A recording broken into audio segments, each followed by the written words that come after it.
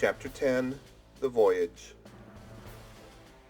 All that night we were in a great bustle getting things stowed in their place, and boatfuls of the squire's friends, Mr. Blandley and the like, coming off to wish him a good voyage and a safe return.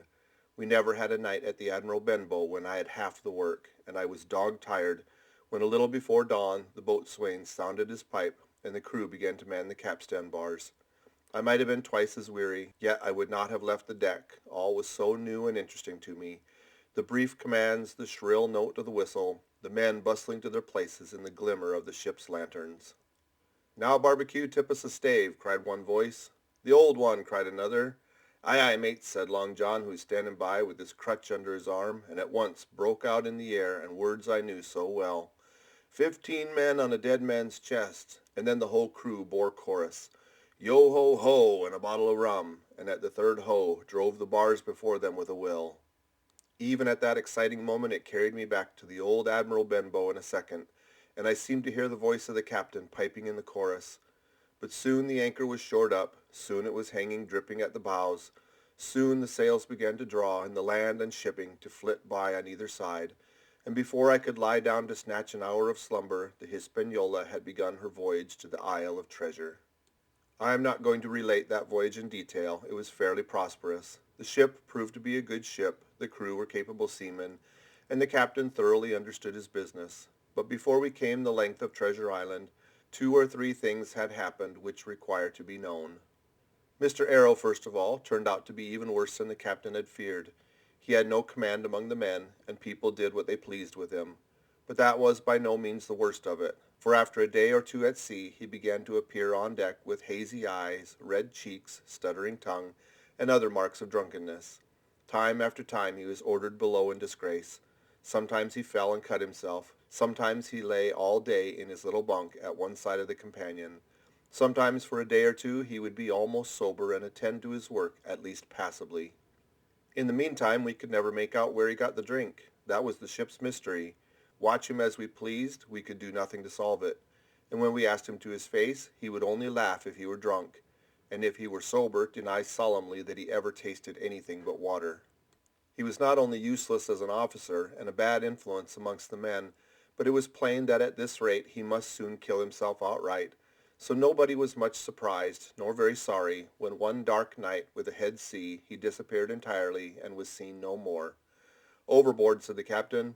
"Well, gentlemen, that saves the trouble of putting him in irons." But there we were without a mate, and it was necessary, of course, to advance one of the men. The boatswain, Job Anderson, was the likeliest man aboard, and though he kept his old title, he served in a way as mate. Mr. Trelawney had followed the sea, and his knowledge made him very useful, for he often took a watch himself in easy weather. And the coxswain, Israel Hands, was a careful, wily old experienced seaman who could be trusted at a pinch with almost anything. He was a great confidant of Long John Silver, and so the mention of his name leads me on to speak of our ship's cook, Barbecue as the men called him. Aboard ship he carried his crutch by a lanyard around his neck, to have both hands as free as possible.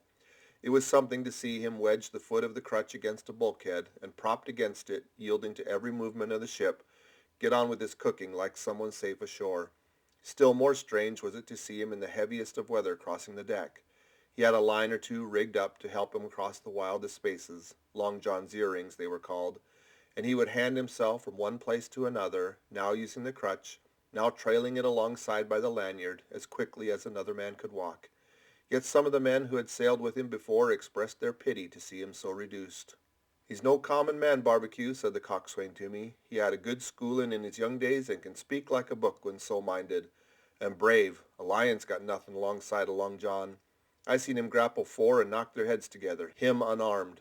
All the crew respected and even obeyed him. He had a way of talking to each and doing everybody some particular service. To me he was unweariedly kind, and always glad to see me in the galley, which he kept as clean as a new pin, the dishes hanging up burnished and his parrot in a cage in one corner. "Come away, Hawkins," he would say. "Come and have a yarn with John. Nobody more welcome than yourself, my son. Sit you down and hear the news. Here's Captain Flint." I calls my parrot Captain Flint after the famous buccaneer. "Here's Captain Flint predicting success to our voyage. Wasn't you, Captain?" And the parrot would say with great rapidity, "Pieces of 8, pieces of 8, pieces of 8, till you wondered that it was not out of breath, or till John threw his handkerchief over the cage. Now that bird, he would say, is maybe 200 years old, Hawkins. They live forever, mostly. And if anybody's seen more wickedness, it must be the devil himself. She sailed with England, the great Captain England, the pirate. She's been at Madagascar, and at Malabar, and Suriname, and Providence, and Portobello. She was at the fishing up of the wrecked plate ships. It's there she learned pieces of eight. And little wonder, 350,000 of 'em, Hawkins. She was at the boarding of the Viceroy of the Indies out of Goa, she was. And to look at her, you'd think she was a babby. But you smelt powder, didn't you, Captain? Stand by to go about, the parrot would scream. Ah, she is a handsome craft, she is, the cook would say, and give her sugar from his pocket. And then the bird would peck at the bars and swear straight on, passing belief for wickedness. There, John would add, you can't touch pitch and not be mucked, lad. Here's this poor old innocent bird of mine swearing blue fire, and none the wiser, you may lay to that. She would swear the same in a manner of speaking before chaplain. And John would touch his forelock with a solemn way he had that made me think he was the best of men. In the meantime, the squire and Captain Smollett were still on pretty distant terms with one another. The squire made no bones about the matter. He despised the captain.